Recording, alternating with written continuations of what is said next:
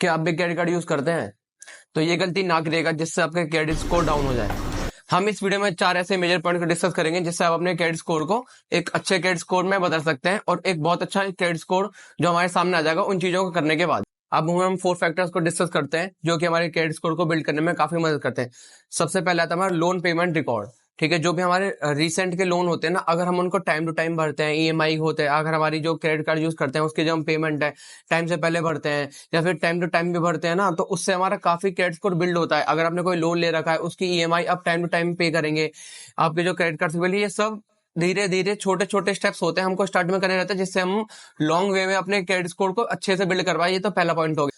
जो second point होता है वो होता है क्रेडिट यूटिलाइजेशन रेशियो। इसका मतलब आपकी लिमिट 1 लाख की है। ठीक है, तो आपको 30 से 40% तक आपका अमाउंट आउटस्टैंडिंग छोड़ना चाहिए। आपको पूरा अमाउंट यूज नहीं करना चाहिए, क्योंकि अगर आप पूरा अमाउंट एक बार में यूज करते हैं तो उससे क्या पता चलती है, उससे लेंडर्स को आपकी हंगर दिखती है कि आप मनी के रिलेटेड आप कितने हंगरी हैं। आप एक बार बार पैसा यूज करते हैं, एक भी आउटस्टैंडिंग नहीं छोड़ते हैं। ठीक है, तो इससे थोड़ा फर्क पड़ता है। तो आप इसको ट्राई करके देखिएगा कि आपकी 100% जितने भी लिमिट है आपके 30 to 40% हमेशा क्रेडिट कार्ड में छोड़िए, पूरी लिमिट को मत यूज करिए। ठीक है, उससे थोड़ा इंपैक्ट पड़ता है कि अपने थोड़ी मनी आउटस्टैंडिंग छोड़ी है उसको यूज ना करें। इससे काफी इंपैक्ट पड़ता है। छोटे छोटे स्टेप्स होते हैं हमारे जो क्रेडिट स्कोर में बिल्ड करने में काफी मदद करते हैं। जो थर्ड पॉइंट होता है वो होता है क्रेडिट मिक्स। मतलब 2 तरह के लोन होते हैं, एक होता है सिक्योर लोन्स जो कि आपके होम लोन्स होते हैं, गोल्ड लोन्स होता है, एक होता है अनसिक्योर लोन्स, पर्सनल लोन्स हो गए, क्रेडिट कार्ड लोन्स वगैरह हो गए। अगर आपके अनसिक्योर लोन्स ज्यादा हैं तो आपकी इमेज थोड़ी खराब होती है, क्योंकि वो सिक्योर नहीं रहते। ठीक है, अगर आप सिक्योरिटी के साथ लोन लेते हैं तो आपकी इमेज अच्छी बनी रहती है। ठीक है, लेकिन अगर आपके पास अनसिक्योर लोन ज्यादा है तो उससे आपके क्रेडिट स्कोर पे जरूर इंपैक्ट पड़ता है, वो आपका हल्का सा लो कर सकते हैं।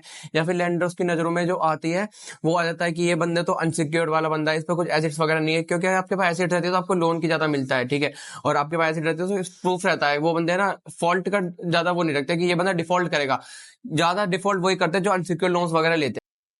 और जो 4 पॉइंट होता है वो होता है विंटेज। विंटेज से आप क्या समझेंगे? पुराना। ठीक है, यहीं आप अगर मान के चलिए आप काफी पुराने कस्टमर है किसी बैंक से, तो आपकी गुडविल जो होती है, इमेज काफी अच्छी हो जाती है। ऐसे ही अगर आपके जो पहले के पास्ट के हिस्ट्रीज के जो लोन्स हैं वो अच्छे से आपने रीपे करें या फिर आप काफी टाइम से क्रेडिट लेते आ रहे हैं और आपने सारे पेमेंट करें, तो इससे काफी इंपैक्ट पड़ता है गुडविल, क्योंकि जैसे जैसे टाइम ज्यादा आपके गुडविल और इंप्रूव होते चले थे उससे आपका क्रेडिट स्कोर पे बहुत मदद पड़ती है।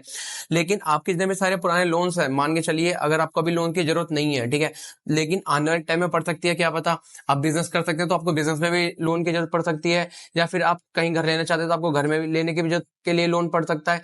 लेकिन अभी नहीं चाहिए, तो आप क्या करिए, अभी ये 4-5 स्टेप को फॉलो करें जिससे उस टाइम तक के लिए आपको एक अच्छा क्रेडिट स्कोर आपका बिल्ड हो जाए, और जिस वजह से आप एक ज्यादा अमाउंट में लोन भी ले पाए और कम इंटरेस्ट पे भी लोन ले पाए। ये काफी बेनिफिशियल होता है, फ्यूचर के प्रोस्पेक्ट से आप बेनिफिशियल रहेंगे। अगर आपकी एज अभी 18-20 के आसपास है तो आप इसे करना जरूर स्टार्ट करिए, ताकि आप आने वाले जो फ्यूचर्स में आपको जब लोन की जरूरत हो तो आपके कम रेट्स में मिल जाए। क्योंकि अगर आप नॉर्मली बैंक वगैरह के अलावा भी ऐसे लोन लेने जाएंगे ना तो आपको काफी हाई रेट्स होता है। ठीक है, काफी हाई रेट्स नॉर्मल पब्लिक में होता है, 5% 10% पर भी होता है। लेकिन आपके क्रेडिट स्कोर अगर अच्छा होगा तो बैंक आपको बहुत कम परसेंटेज में आपको लोन दे देगी और आपको अमाउंट भी ज्यादा देगी, और के मुकाबले बिना एसिड रखे भी काफी बार हमें लोन मिल जाता है अगर आपकी क्रेडिट स्कोर अच्छी है। तो अभी से अपना क्रेडिट स्कोर को इंप्रूव करना स्टार्ट कर दिए, और ध्यान रखिएगा क्रेडिट स्कोर खराब ना हो। अगर आपकी 1-2 इंस्टॉलमेंट मिस हो जाती है तो उससे आपका इंपैक्ट नहीं पड़ता। आप मान के चलिए आपके पर ईयर है, आपके 12 इंस्टॉलमेंट जाती है, लेकिन 1-2 इंस्टॉलमेंट छूट में जाती है तो उससे इतना इंपैक्ट नहीं पड़ता। लेकिन अगर आप रेगुलरली इंस्टॉलमेंट को छोड़ेंगे, एक बार मही दी, दूसरी बार नहीं भरी, फिर स्टार्ट कर दी, फिर दोबारा स्टार्ट नहीं करी, तो इससे काफी इंपैक्ट करता है। इस इंपैक्ट को ध्यान में रखते हुए आपको अपना क्रेडिट स्कोर बिल्ड करना चाहिए। अगर आपको आगे अच्छे कम रेट में लोन लेना और ज्यादा बड़ा अमाउंट को लोन लेना तो अपने क्रेडिट स्कोर को बिल्ड जरूर करेगा, और ये फर्स्ट स्टेप को जरूर फॉलो करेगा। इससे काफी आपको हेल्प मिलेगी अपने क्रेडिट स्कोर को बिल्ड करने में।